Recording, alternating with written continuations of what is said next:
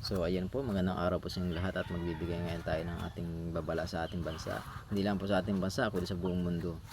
Ngayon po ay ang ano ko po sa inyo, bababala ko po sa inyo ay yung pagdating po ng ating Panginoon Diyos na nakita ko po sa panaginip. Talagang noon ko pa po ito pinusay, pero wala pong naniwala.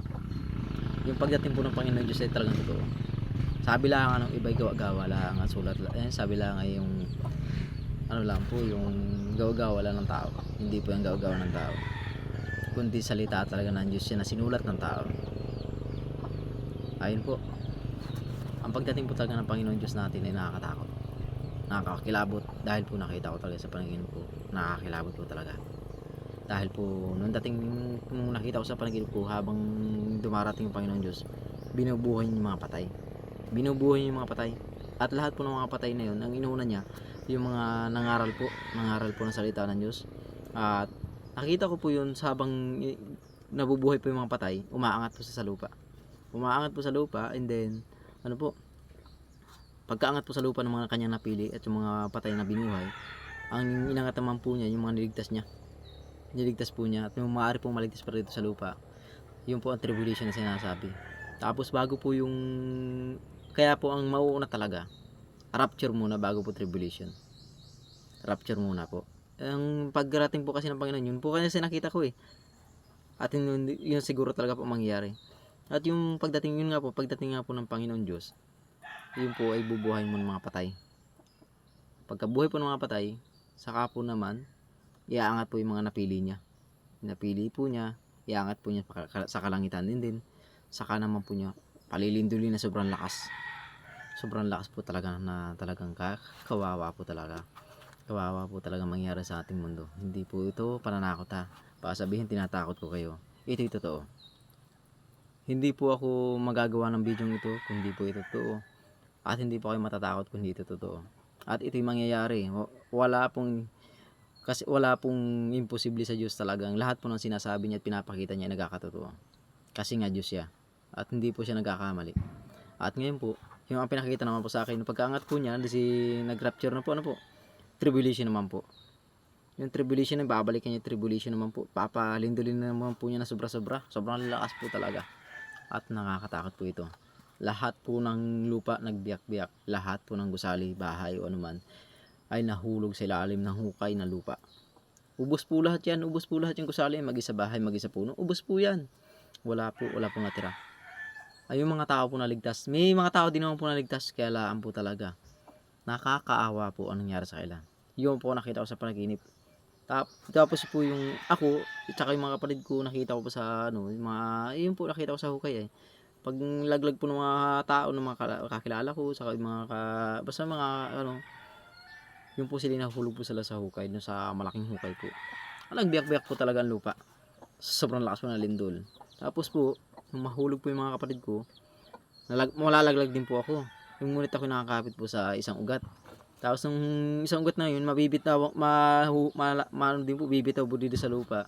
Ay, ang ginawa naman po ng Panginoon Diyos, nahulog naman po. Nahulog na po ako Sinagi po ako ng Panginoon Diyos na nakakulay puti. Hanggang dito po ang buhok niya. Tapos ang suot po niya nakakulay puti po siya. Tapos may bigwis nga, may nga po siya sa gantong sa baywang po na kulay pula. Kaya po talaga totoo nakasulat sa Biblia. Talagang yung panahon po natin ngayon ay hindi na panahon ng paglakwatsa, kasiyahan. Hindi na po panahon ito ng kabila nga po na pagnalapastangan sa Diyos. Ito po yung panahon na po ng pagsisisi at pagbabalik loob sa Diyos. Talagang totoo po, tribulation at rapture.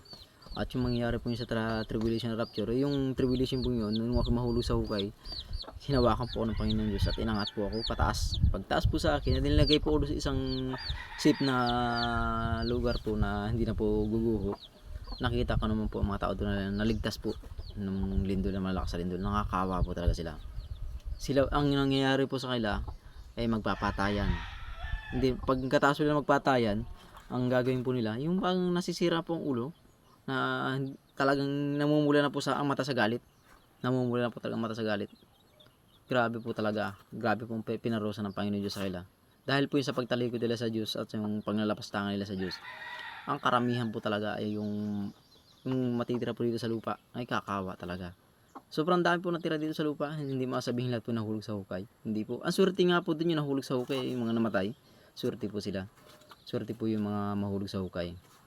Kasi sila hindi makakaranas ng parusa ng Diyos. Talagang, tapos yung parusa po ng Diyos na yun, talagang yun po, kawawa po. Dami pong sakit na lilito sa kanila, sa parte ng katawan.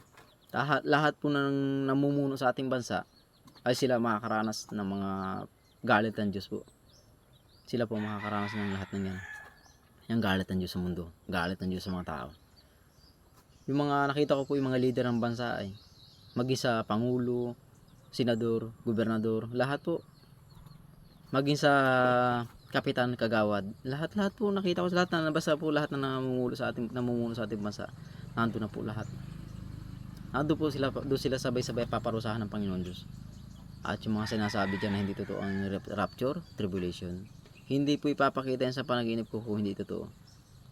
Kaya ako hindi po nananakot dyan sa inyo. Ito po talagang kailangan kong gawa ng video dahil po talagang napakadelikado na po ng panahon natin ngayon. Dahil hindi po yung ipapakita ng Panginoon Diyos kung hindi tayo nasa huling panahon. Ibig sabihin po yan, kaya pinakita po yung tribulation na rapture, ibig sabihin po niyan, nasa huling panahon na po tayo at magsisi na tayo. Kailangan natin magsisi at magbalik loob sa Diyos. Kaya ibalita nyo ibalita at ipangaral nyo ang salita ng Diyos o salita ng Diyos o yung basta po yung pangalo po ng Panginoon Diyos, yung salita ng Diyos ay ipangaral natin sa buong mundo, kundi po sa buong mundo pati na sa ating pamilya, kailangan natin ipangaral yan. Yan po ang sinasabing mabuting balita ng Diyos. Kaya po mas mabuti po dyan ay talagang magdasal lang po tayo at magbalik loob sa Diyos. Talagang hindi na po safe ang ating panahon po ngayon. Yan po ay panahon na ng pagsisisi at pagbabalik loob sa Diyos. Opo, talagang sabi lang nga, nakakatakot po natin yung panahon ngayon. Dahil palibutan po tayo ng sakit. Kung ano sakit na po na lumilitaw ngayon sa ating bansa. Hindi naman sa ating bansa, kundi sa buong mundo. Isipin nyo po yan. Lahat-lahat po yung nangyayari na. Lindol, gira, bagyo. Kung ano mapanaginipan ng mga kabataan ngayon nangyayari na.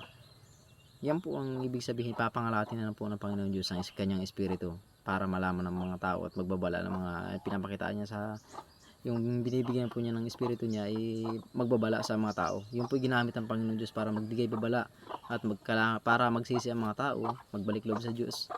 Yun po. Kung ayaw naman halimbawa magbalik loob ng tao sa Diyos, ay talaga po, yan na po talaga ang hudyat.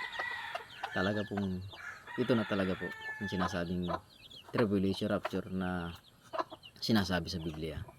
Kaya yan po, wala na po tayong magagawa kung ayaw na talagang maniwala.